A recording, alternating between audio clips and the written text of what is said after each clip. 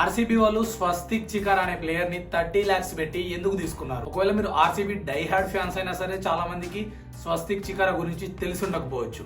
ఎందుకు తీసుకున్నారు అనే క్వశ్చన్ అయితే మీకు డెఫినెట్లీ వచ్చి ఉంటుంది. మేబీ నెట్ లో ఎక్కడో ఒక దగ్గర చూసుంటారు హూ ఈ స్వస్తిక్ చికారా అని, అండ్ ఎందుకు తీసుకున్నారు అనే డౌట్ మీలో వచ్చి ఉంటుంది. అండ్ మన ఛానల్లో మోస్ట్ రిక్వెస్టెడ్ వీడియో ఇది, అండ్ చాలా లేట్ అయింది ఇప్పటికే. సో స్వస్తిక్ చికారాని ఎందుకు తీసుకున్నారంటే ఒక్కొక్క స్టార్ట్స్ ఇప్పుడు నేను చెప్తూ ఉంటే మీకు డెఫినెట్లీ ఆర్సీబీ లుకింగ్ చాలా స్ట్రాంగ్ అనిపిస్తుంది. అండ్ స్వస్తిక్ చికారా అనే ప్లేయర్ ఉత్తరప్రదేశ్లో ఉంటాడు. సో ఉత్తరప్రదేశ్ టీంకి డొమెస్టిక్ మ్యాచెస్ ఆడుతూ ఉంటాడు. అండ్ ఐపీఎల్ ఎలాగైతే ఉందో అలాగే మన ఇండియన్ లీగ్స్ కొన్ని జరుగుతున్నాయి కదా, Karnataka premier league, Tamil Nadu premier league, same like Uttar Pradesh league అనేది ఒకటి జరిగింది. సో 2023లో 2024లో మీరు ఎక్కడో ఒక దగ్గర మీమ్స్ పేజెస్ అయినా పోస్ట్ చేస్తుంటారు, పెద్ద పెద్ద క్రికెట్ పేజెస్ కూడా డెఫినెట్లీ పోస్ట్ చేసి ఉంటాయి 100%. స్వస్తిక్ చికారా ఎవరు అనేది, ఎందుకంటే 2023లో literally back to back 3 centuries కొట్టిండు T20 మ్యాచెస్లో. సో డొమెస్టిక్ మ్యాచెస్ చెప్పినా కదా ఉత్తరప్రదేశ్ T20 లీగ్ అని, back to back 3 T20 centuries అంటే అర్థం చేసుకోండి, హ్యాట్రిక్ సెంచరీస్ కొట్టిండు. It's not everyone cup of tea, అంత ఈజీ కాదు. లైక్ ఒక T20 మ్యాచ్లో ఒక సెంచరీ కొట్టడం అంటేనే ఇట్స్ లైక్ పెద్ద న్యూస్ అయిపోద్ది. అండ్ ఇంటర్నేషనల్లో ఎవరైనా కొడితే వావ్ అన్నట్టు ఉంటుంది. అలాంటి T20 ఫార్మాట్లో స్వస్తిక్ చికారా అనే ప్లేయర్ సింపుల్గా 3 centuries back to back hattrick కొట్టేసిండు. అంటే అర్థం చేసుకోండి how hard hitting capabilities player he అనేది. అండ్ ఇంకోటి ఏంటంటే ఇతను ఆల్రౌండర్, బట్ బాల్తో అంతగా ఇంప్రెసివ్ లేదు, కానీ బ్యాట్తో మాత్రం బీభత్సమైన హీటింగ్ ఉంది. లిటరల్లీ 2003లో అన్ని మ్యాచెస్ కలుపుకొని 70 వరకు యావరేజ్ ఉంది. అండ్ ఇంక్లూడింగ్ 3 centuries 250s ఏమో ఉన్నాయి. ఇక 2024 చూసుకుంటే 2024లో 4-5 మ్యాచెస్లో 50+ స్కోర్స్ చేసిండు, 2 times నాట్ అవుట్ ఉండి 60+ స్కోర్స్ చేసిండు. అండ్ ఒక సెంచరీ కూడా ఉంది 2024లో కూడా. సో ఆ లెవెల్లో ఆడుతున్నాను అనమాట. 2024లో కూడా చెప్పినా కదా బెస్ట్ పర్ఫార్మెన్సెస్ ఉన్నాయి. దట్టు వాళ్ళ టీం ఫైనల్కి వెళ్ళింది. ఆ ఫైనల్స్లో కూడా 31 balls-లో 60 స్కోర్ చేసి గ్రేట్ నాకు ఇచ్చిండు. అండ్ ఆ మ్యాచ్ వాళ్ళు విన్నర్ కూడా, ఫైనల్ కప్ కూడా కొట్టిరు 2024లో. సో ఇది స్వస్తిక్ చికారాకి సంబంధించిన స్టోరీ. బ్యాటింగ్ పరంగా హీఈస్ ఎ బ్రిలియంట్ ప్లేయర్. తనకి నార్మల్గా నేను నేమ్స్ పెడతా ఉంటాను కదా ప్రతి ఒక్క ప్లేయర్కి, లైక్ ఎస్ఆర్హెచ్ ప్లేయర్స్ వచ్చినప్పుడు కాటేరమ్మ కొడుకులు అది ఇదని. సో ఈ ప్లేయర్కి నేమ్ పెట్టాలనుకుంటే మాన్స్టర్స్ అని పెట్టచ్చా అంటే నో, డేంజరస్ హిట్టర్ అని పెట్టాలా అంటే నో.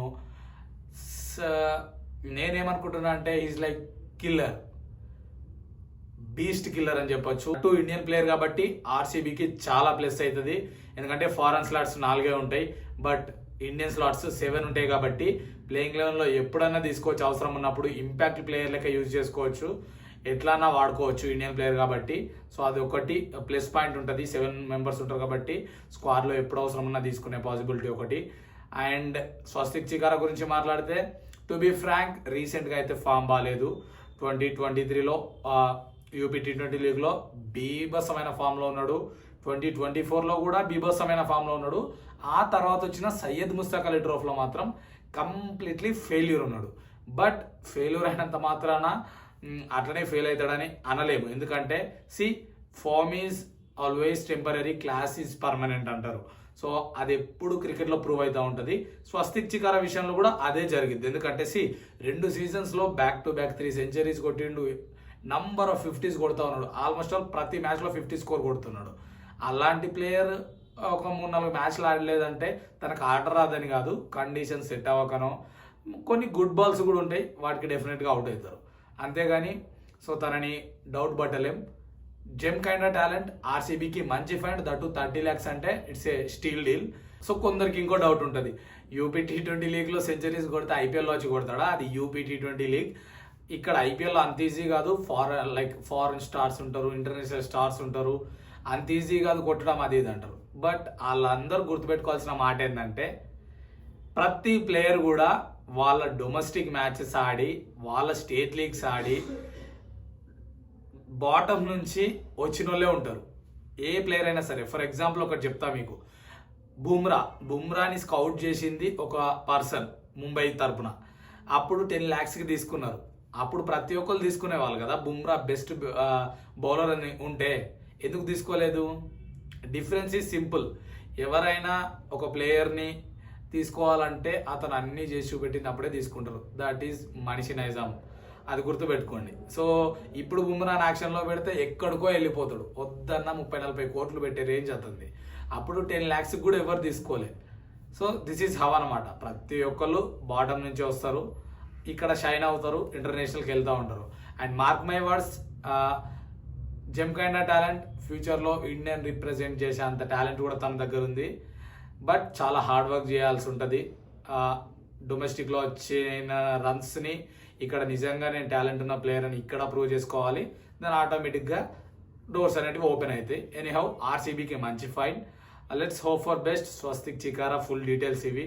స్టార్స్తో మాట్లాడినా హీఈస్ జెమ్కైనా ప్లేయర్ ఫైనల్గా చెప్తా. And go RCB. Good luck అందరికీ. Keep supporting cricket boss Telugu.